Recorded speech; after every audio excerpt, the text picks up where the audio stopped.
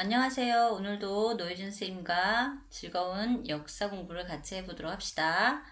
이번 시간은 교과서 185쪽 제2차 세계대전과 그 이후의 현대사회의 모습에 대한 얘기를 같이 공부해 보도록 하겠습니다. 먼저 185쪽에서는요.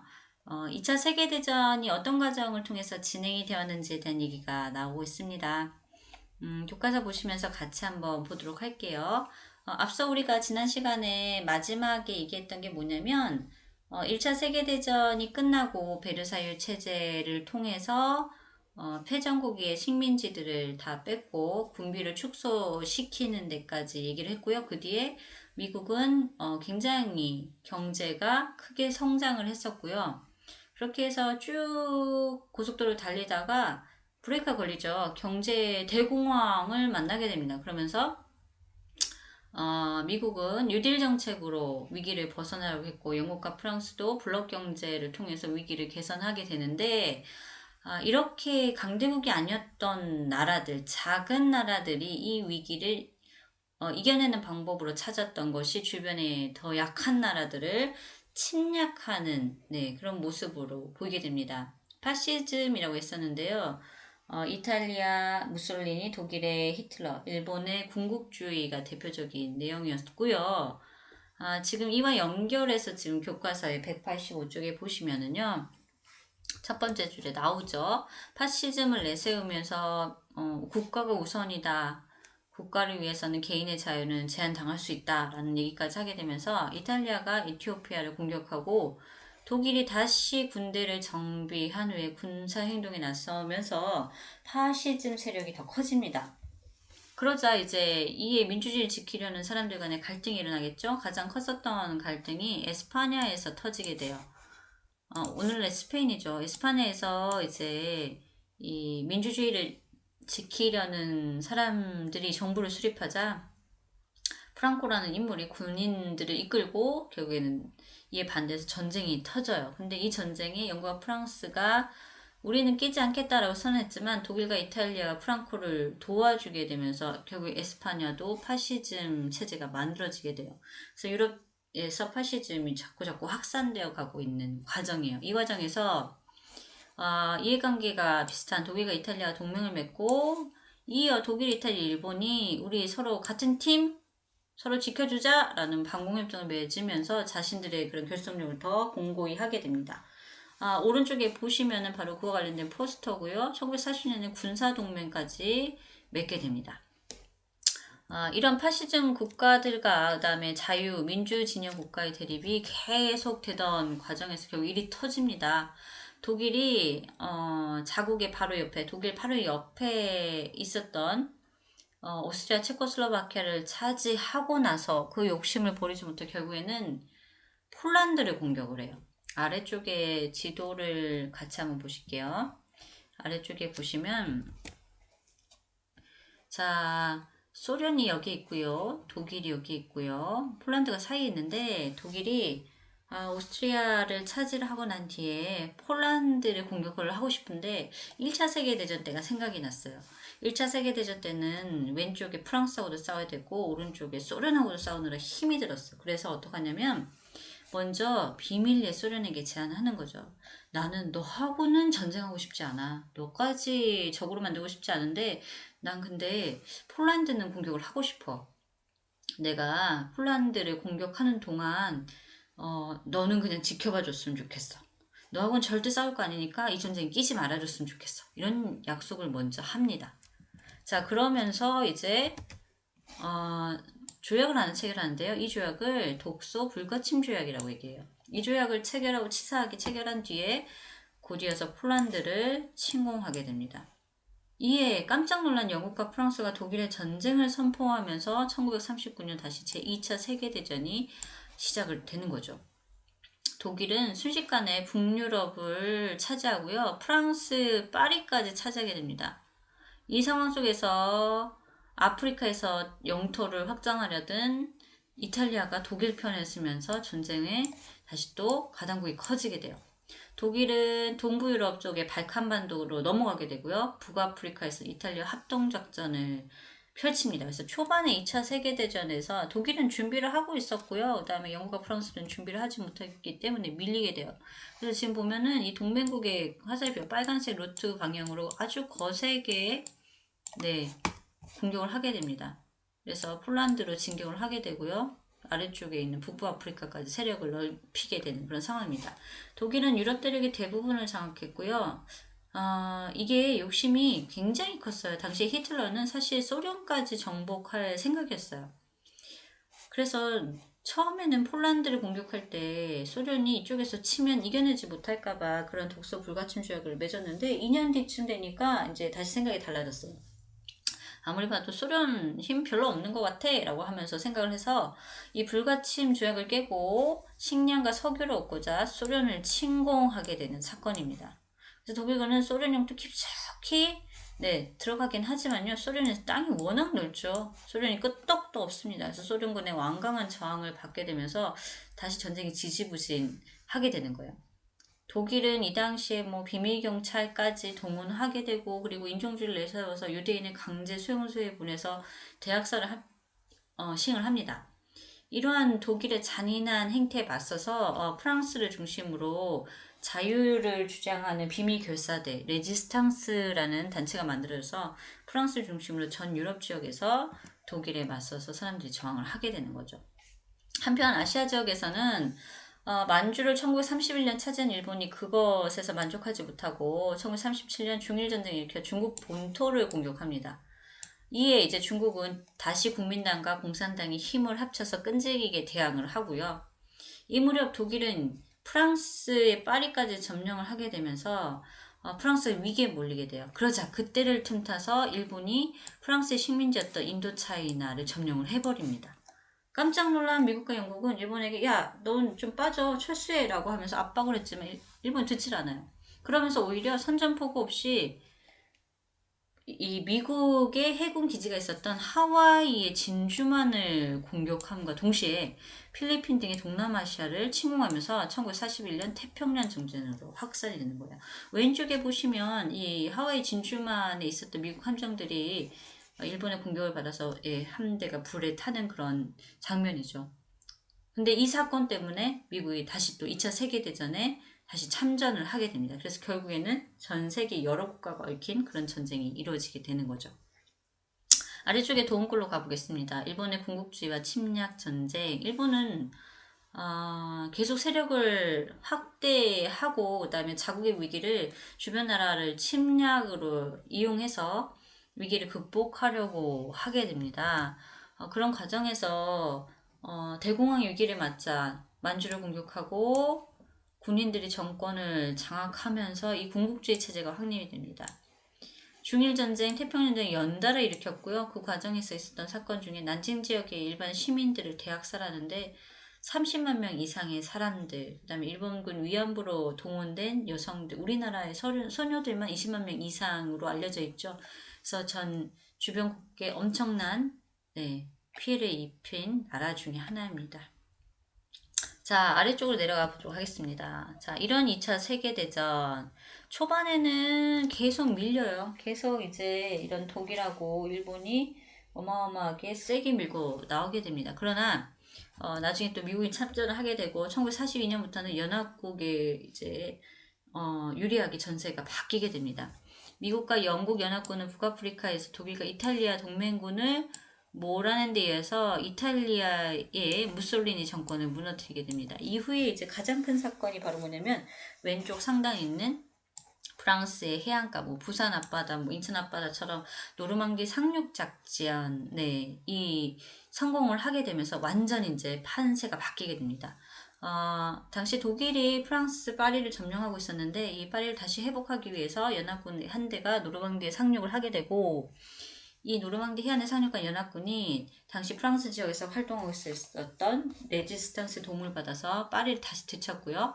오히려 독일의 수도인 베를린을 향해 나가게 됩니다. 결국에는 이 당시에 독소 불가침 조약도 뻐그러지고 독일이 소련을 공격하게 된 이후거든요. 그래서 이 당시는 소련국과 연합군이 다시 또 양쪽에서 독일을 공격해 오게 되는 상황이 됩니다.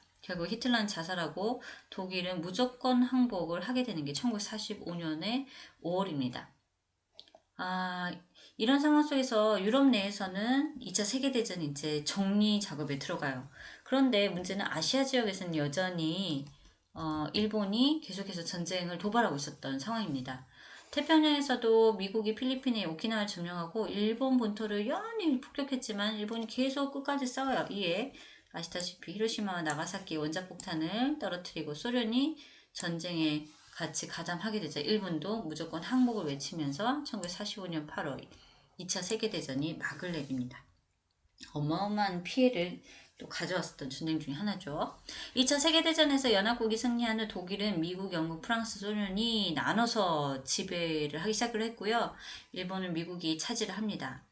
연합국은 국제재판소를 설치해서 전쟁 범죄자를 처단하고 독일과 일본에 있었던 파시즘 체제를 해체하고 민주사회로 바꾸고자 노력을 합니다.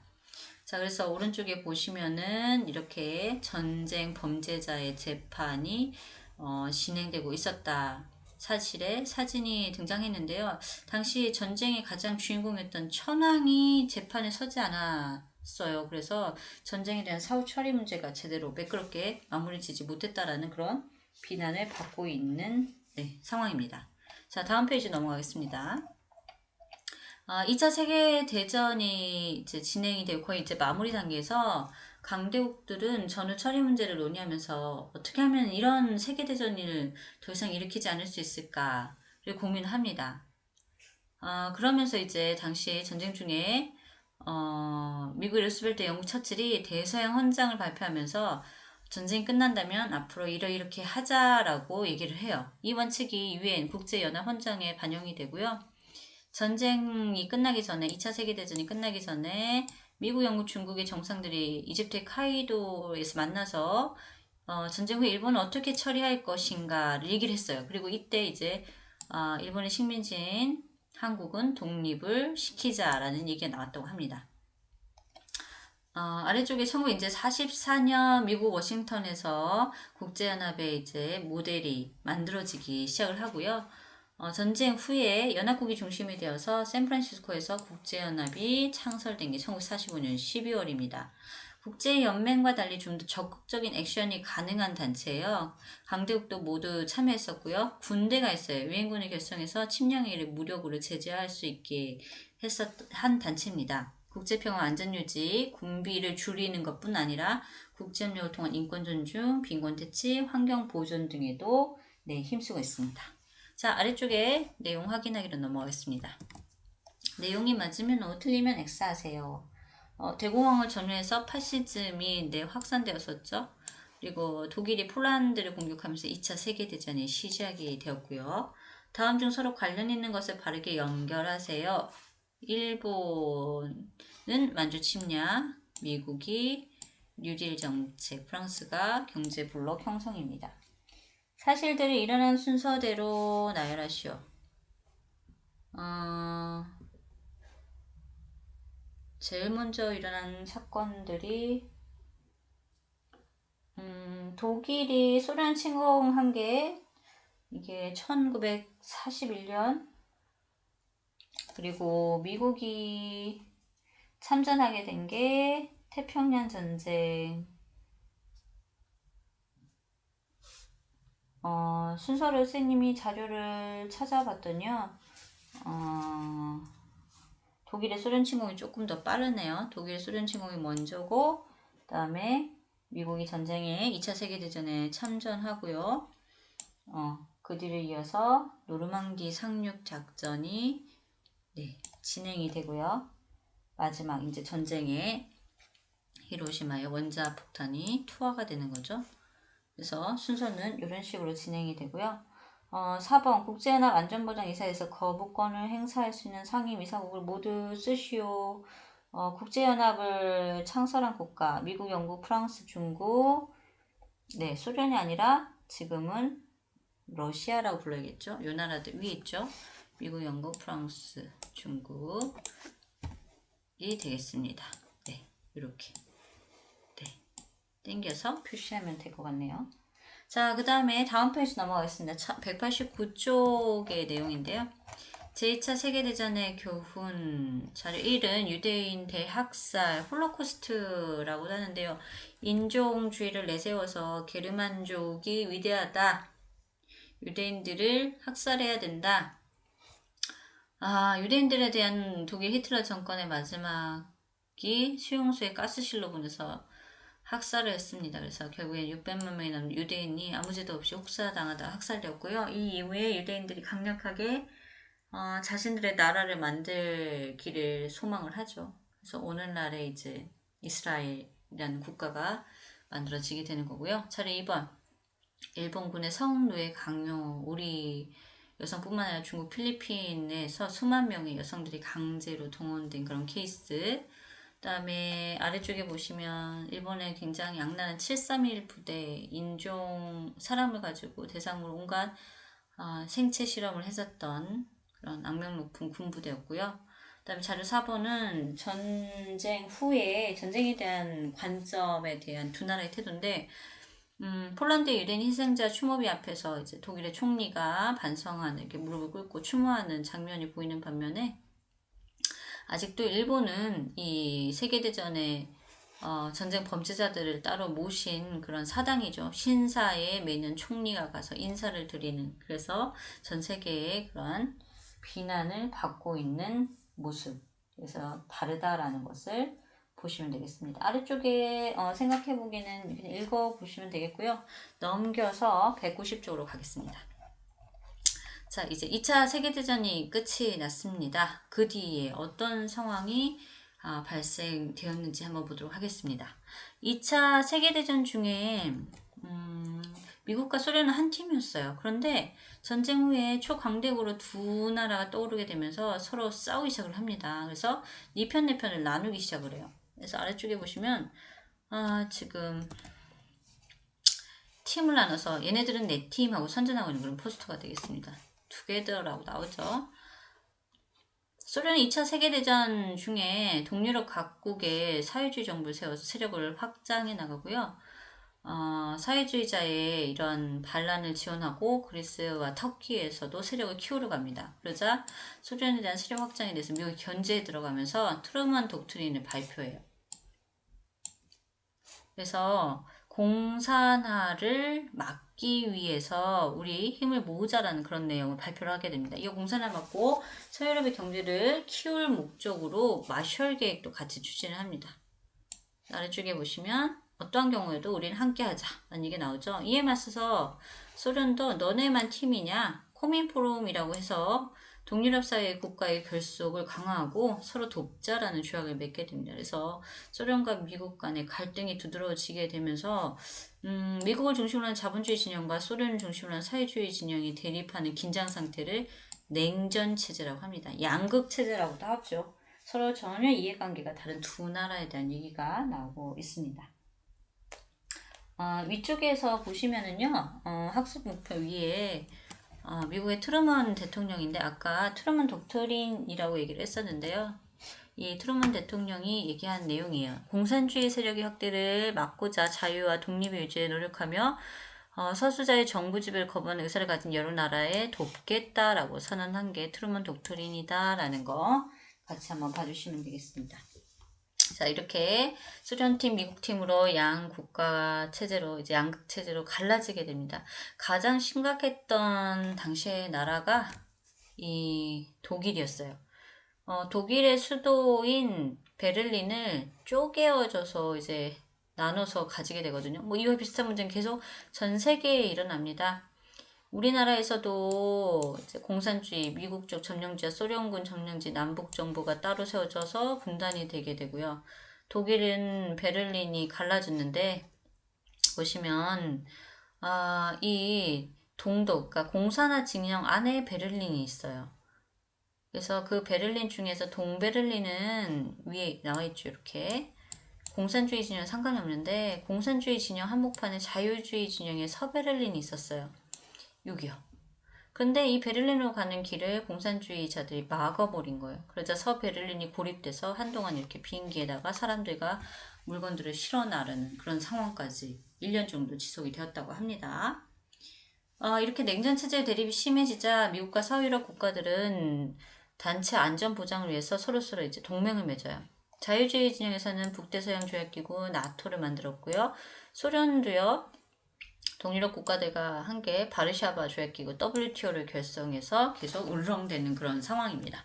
아래쪽에 보시면 냉전체제 형성과 대립에서요. 어떤 단어가 나오냐면 철의 장막이라고 얘기를 하는 거예요. 그래서 양쪽의 진영으로 나눠지고 그 사이에 경계를 철의 장막이라고 하는데 베를린을 봉쇄한다라는 거. 서베를린의 고립, 그 다음에 한국 독일의 분단이 이런 철의 장막의 대표적인 사례였다라는 사실을 기억을 해주시고 자료 1번의 표를 좀 같이 한번 봐주시면 되겠습니다.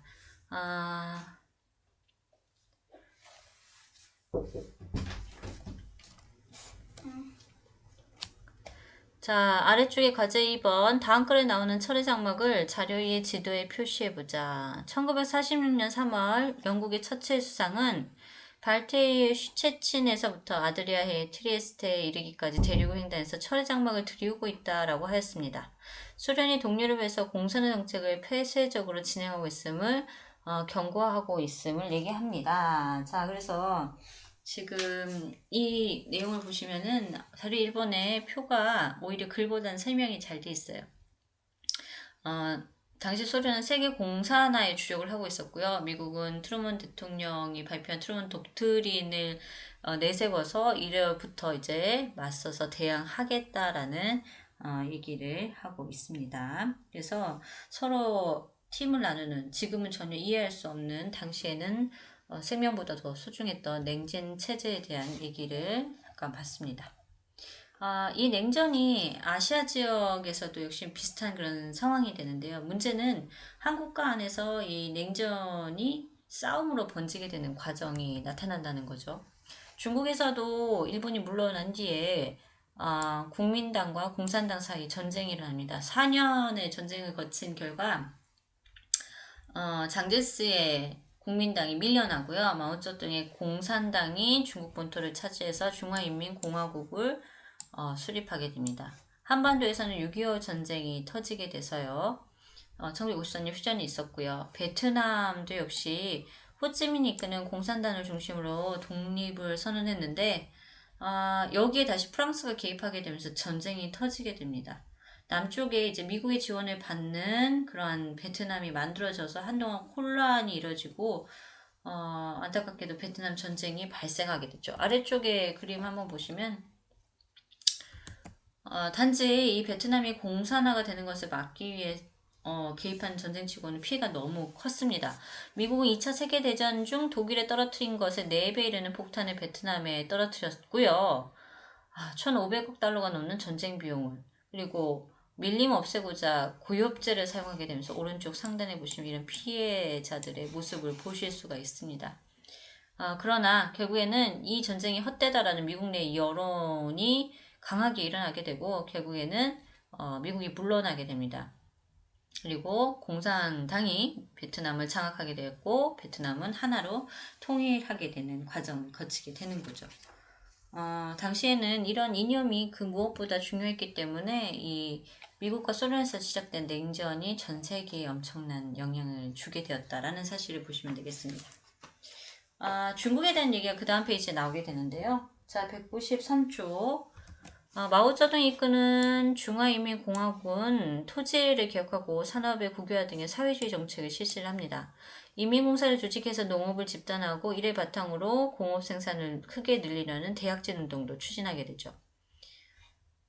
그 뒤에 이제 덩샤오핑이 등장하게 되면서 좀 더 실용주의적인 그런 정책을 주장을 하자 당시 이때 권력을 유지하고자 문화 대혁명을 일으키기도 합니다. 그래서 마오쩌둥은 사회주의 국가 건설의 명분으로 기존의 가치를 낡은 것으로 치부하고 반대 세력을 공격하면서 권력을 독재하려고 했어요. 그래서 당시 중국의 근대화에 오히려 브레이크를 걸었던 상황이었습니다.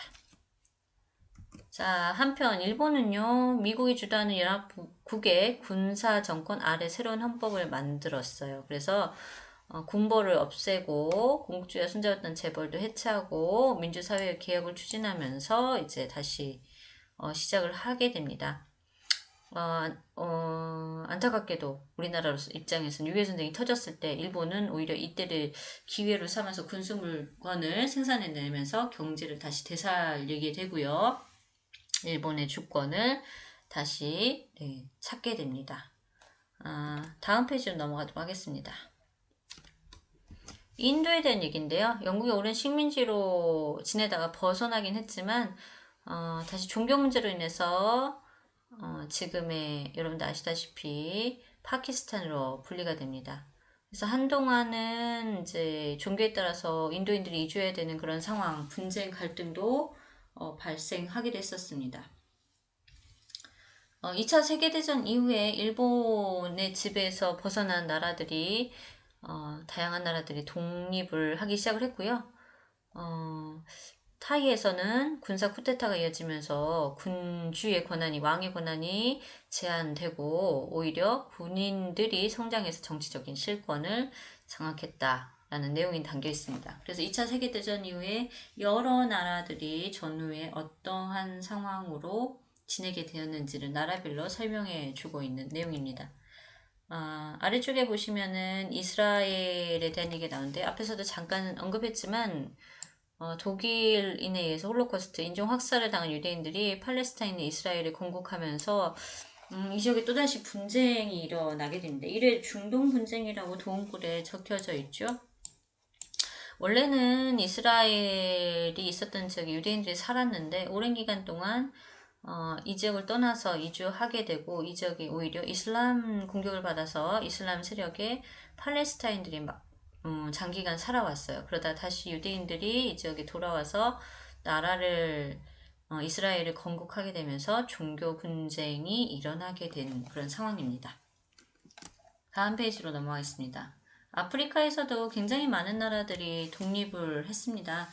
특히 기억해 두셔야 될 만한 항목은 1960년에 17개국이 독립해서 아프리카의 해라고 불렸을 정도로 독립이 많이 일어났던 시기다라는 것.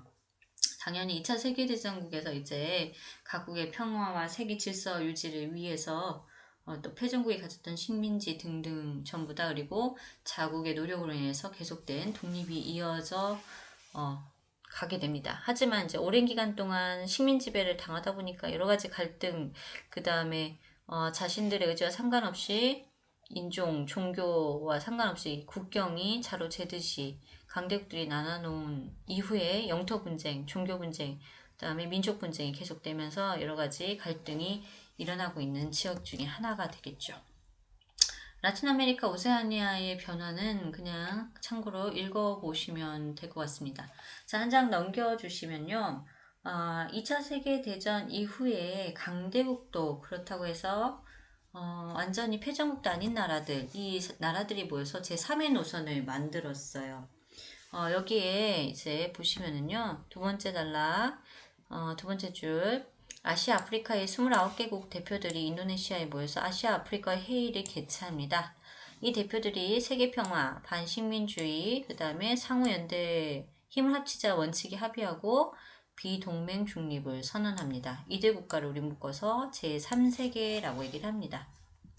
그래서 기존에 이제 식민지배를 당했던 작은 나라들 혹은 신생국가, 새로 생긴 국가와 새로 도약하려는 도상국들이 모두 합쳐서 지금은 이제 점점 국제사회에서 발언권이 커지고 있는 상황이 되겠습니다. 그 다음 페이지 넘어가면은요, 이제 전쟁 이후에, 처음에는 냉전 체제였지만, 이제 시간이 지날수록 각 국가는 자신들에게 이익이 되는 이해관계를 따지게 됩니다. 그러다 보니까 옛날에 그런 적과 다시 손을 잡기도 하고 경제적인 그런 협력을 취하기도 하는데요. 프랑스와 서독 등 6개국이 공동시장을 건설을 목표로 ECC를 만들었고 이게 나중에 EC로 발전을 하게 되고요. 나중에 더 이제 유럽을 단일 시장으로 만들어 유럽 공동체가 유럽 연합으로 현재는 이름을 바꾸어 있는 상황이죠. 그래서 단일 통화 같은 화폐인 유로를 쓰기도 합니다. 근데 여전히 이해관계가 복잡해서 지금도 탈퇴하는 국가, 새로 가입하려는 국가, 여러 가지 그런 상황이 발생하기도 하죠. 자, 아래쪽에 학습 내용 확인하기. 냉전 체제는 양극 체제라고도 한다. 맞죠? 전후 중국은 사회주의 국가로, 일본은 민주주의 국가로 변화했다. 이것도 맞는 얘기고요. 반동회의는 라틴 아메리카의 국가들도 참여하였다. 라틴 아메리카 국가는 여기에 참여하지 않았습니다. 아시아하고, 네, 인도, 그 다음에 개발도상국 이런 나라들. 자, 2번. 냉전 체제에서 다음에 해당한 나라 주세요. 분단 국가는, 냉전 체제에서 있었던 분단 국가는 일단 우리나라죠. 한국, 우리나라, 그 다음에 독일, 네, 베트남도 분단이 됐었죠. 그 다음에 열전, 안에서 내전, 전쟁이 일어났던, 우리도 일어났었고요. 네, 베트남도 일어났었네요. 자, 다음 3번. 유럽의 통합 과정을 순서대로 나열하시오. 첫 번째는 제일 위쪽에 있는 내용, EEC였죠? 경제 공동체. 네. 그 다음에 EC가 되었다가 EU 이렇게 통합이 되었네요. 디귿, 기억, 니은의 순서고요. 다음 중 서로 관련 있는 것을 바르게 연결하시오. 일단 미국이 베트남 전쟁에 참전했었고요. 인도가 제3세계 모임을 이끌었었고, 일본이 평화헌법을 제정을 했고요. 전쟁 후에 이스라엘이 팔레스타인과의 전쟁에서 승리를 했었죠. 자, 그래서 요와 관련 있는 내용은 이렇게 연결을 해주시면 되겠습니다. 자, 그 다음 198조 이어서 진행하겠습니다. 자, 2차 세계대전 이후에 미국과 소련의 대치 상태에서 또 어떤 상황으로 전개되는지에 대한 얘기인데요. 일단 왼쪽 상단에 보시면 제시된 그림에서 보시면 공산당을 이끌었던 레닌의 이 동상이 지금 다시 이제 부셔진 모습이 되어 있어요. 그래서 공산화도 이제 끝이 났구나라는 걸 상징적으로 나타내주는 그림이 되겠습니다. 레닌 이후에 그 다음 지도자였던 스탈린도 사망한 이후에 사회주의 진영에서는 이제 또다시 이제 또 갈등, 분쟁이 나타나게 되고요. 소련의 지도력이 약해져요. 그리고 독일과 일본도 경제가 성장하게 되고 그런 과정에서 미국도 예전만큼 그렇게 막 이렇게 이념을 강조하는 그런 상황이 아니에요. 이런 상황 속에서 제3세계의 세력도 커지게 되면서 냉전 체제가 더 이상 잘 먹히지 않습니다. 스탈린에 이어서 소련을 이끄는 지도자인 후르쇼프는 동서진영의 평화공존을 주장을 했었는데요. 근데 실질적으로 이때는 이루어지지 않고 조금 뒤에 미국의 주도로 미국의 닉슨 대통령이 닉슨 독트린 외교선언을 더 이상 적이 아니야. 우리 같이 한번 잘 지내보자. 여기 아래쪽에 있습니다. 베트남 전쟁과 같은 군사적 개입을 안 하고 각 전쟁은 스스로 협력해서 대처하도록 하고 미국이 끼지 않겠다라는 그런 발표를 하고 중국을 가장 대표적인 공산주의 국가 중에 하나인 중국을 방문하면서 이제 화해 그런 제스처가 이루어지게 되고요. 이를 계기로 전 세계에서 이념보다는 우리 실제 이익을 찾자라고 합니다. 자, 그러면서 자본주의를 중심으로 세계가 움직이기 시작을 해요. 그래서 일단 지금 오른쪽에 보다시피 관세 장벽과 수입 제한을 철폐해서 서로 조금 윈윈하는 정책을 하자라는 가트를 체결해서 국제무역을 키워갔고요. 이를 바탕으로 이제 많은 나라들이 크게 성장을 하게 됩니다. 그리고 아래쪽에 보시다시피 자본주의가 성장하게 되면서 이제 다수의 사람들이 좀 이제 잘 살게 되고 소비도 하게 되고 여러 가지 그러한 형편이 좀 나아지면서 여가 활동도 즐기게 되면서 좀 이전과는 다른 그런 민주주의가 많이 발전하게 됩니다. 그리고 그와 더불어서 사람들의 복지에 대해서 관심을 가지게 되고 복지사회 그리고 세금 문제에 대해서 사람들이 더 많은 것들을 공부를 하게 되는 거죠. 이런 식으로 예전에 정치적인 이념보다는 실질적으로 사람들이 접하게 되는 복지, 민주주의에 대한 관심이 열망이 커지게 되면서 전 세계적인 변화의 바람도 불게 됩니다. 그 중에서 이제 소련 같은 경우가 사회주의를 주장을 하면서 나라를 체제를 바꾸는 데는 성공했지만 이 사회주의가 결국에는 공동생산 공동분배라는 그런 이념에서 나 하나쯤 안 해도 라는 생각을 가지게 되면서 경제적인 효율성이 떨어지게 돼요. 이에 이제 소련이 이끌던 고르바초프는 개혁 개방을 통해서 서양에 이제 좀 자본주의 시장 경제를 도입하고 각 분야의 민주화를 추진하게 됩니다.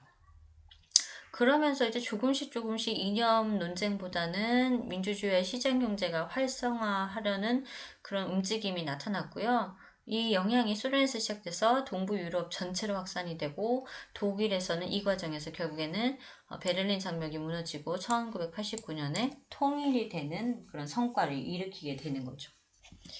고르바초프 이후에 이제 다시 러시아를 소련이 이끌었던 옐친 대통령이 공산당을 해체하고요. 결국에는 러시아를 중심으로 독립국가 연합을 결성하면서 사회주의 정권이 아닌 새로운 정권이 등장하게 되게 됩니다. 그러면서 다음 페이지에 나온 것처럼 이런 자본주의가 여러 나라들한테 전파되고 중국도 역시 마찬가지 공산주의만을 사회주의만을 강조하는 게 아니라 중국식의 그런 새로운 경제 질서, 자본주의를 도입해서 계속 지금 성장하고 있는 상황이 되겠습니다. 그리고 아래쪽에 보시면 세계 교육의 증진을 목적으로 이전보다 더 나은 국제 무역 질서를 만들기 위한 그런 다양한 노력들이 시행이 되고 있습니다. 자, 아래쪽에 탐구 활동은 참고로 한번 읽어보시면 되겠고요. 다음 페이지 넘어가겠습니다.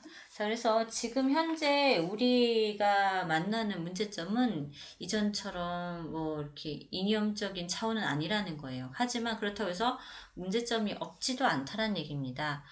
위쪽에 보시면은 뭐 이렇게 평화협정을 체결을 하고 무기를 서로 만들지 않겠다라고 하지만 여전히 이 몇몇 제 나라들이 국제 평화를 위협하고 있는 그런 상황이 지속되고 있습니다. 그래서 우리 일단 아시다시피 뭐 소련이 아니라 북한의 뭐 이렇게 핵 개발과 관련된 그런 얘기들이 계속 나와 있고요. 몇몇 개 핵 보유국 국가들이 안전을 위협하는 그런 사례들도 계속 뉴스에 나와 있는 거죠. 그래서 첫 번째 챕터에 보시면 여전히 인류를 위협하는 핵 문제, 그리고 이 핵을 제대로 다루지 못했을 때 나타나는 그러한, 사고들, 체르노빌 사건, 후쿠시마 원전 폭파 사건, 뭐 이런 것들이 우리 인류의 앞날, 그리고 환경에 대한 생각을 다시 한번 가지게 하고요. 아래쪽에 보시면, 빈부격차라고도 얘기를 하는데요. 지금 왼쪽 지도는 세계 지도를 조금 다르게 보는 장면이에요. 이 각 국가의 소득을 가지고 지도의 면적을 표시를 했을 때 북쪽, 적도를 중심으로 해서 북쪽에 있는 지역은 잘 살지만 남쪽에 있는 지역은 그렇지 못하다. 빈곤과 기아에 허덕이고 있다. 그래서 이를 남북 문제라고도 얘기를 합니다. 그래서 이러한 격차를 어떻게 하면 줄일 수 있는지에 대한 고민을 해봐야 된다는 얘기고요. 전쟁이 세계대전은 끝이 났지만 여전히 이해관계에 얽힌 나라들끼리 분쟁이 이루어지게 됩니다.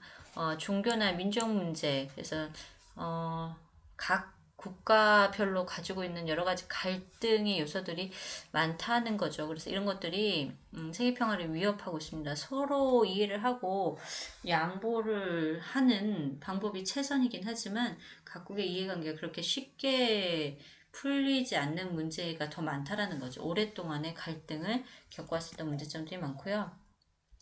더불어서 또 하나 말씀드릴 게 각 국가들이 자국의 성장과 이익에만 관심이 있다 보니까 환경에 대한 문제, 파괴도 심각한 상황이 되고 있습니다. 그래서 인류를 위해서는 앞으로도 계속 우리 후손들한테 이어줄 수 있는 지속 가능한 개발에 대해서 관심을 갖고 노력을 기울여야겠다라는 얘기 마무리되어 있고요. 아래쪽에 학습 내용 확인하기.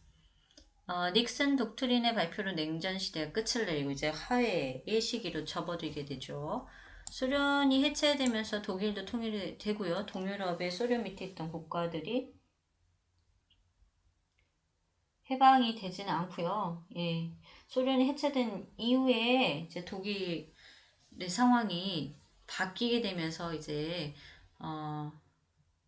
베를린 장벽이 무너지게 되고 동유럽이 해방이 된 게 아니라 동유럽이 이제 독립을 하고 다시 러시아와 같이 함께 독립국가연합을 구성하게 되는 거죠. 2번 오늘날 지구가 당면하고 있는 환경 문제는 어떠한 것들이 있는지 쓰세요. 지구온난화, 그 다음에 뭐 빈부격차, 환경 문제라고 했으니까 지구온난화, 그 다음에 대기오염, 그 다음에 자원 고갈, 오존층 감소, 뭐 이런 등등의 문제가 있다고 합니다. 참고로 기억을 해주시면 되겠습니다. 그 다음에 1번 내용에 조금 더 부연 설명을 해드리자면요. 냉전 체제가 완전히 끝났다라고 하는 게 여기 좀 어폐가 있네요. 요 문제는 막을 내렸다라기보다는 좀 냉전 시대가 완화되었다, 부드러워졌다라고 바뀌는 게 좋을 것 같습니다. 자, 이렇게 하면 현대세계의 변화 과정까지 모두 살펴봤고요. 자, 이렇게 하면은 6단원이 마무리가 됩니다. 그러면 세계사 수업은 여기까지입니다. 수고하셨습니다.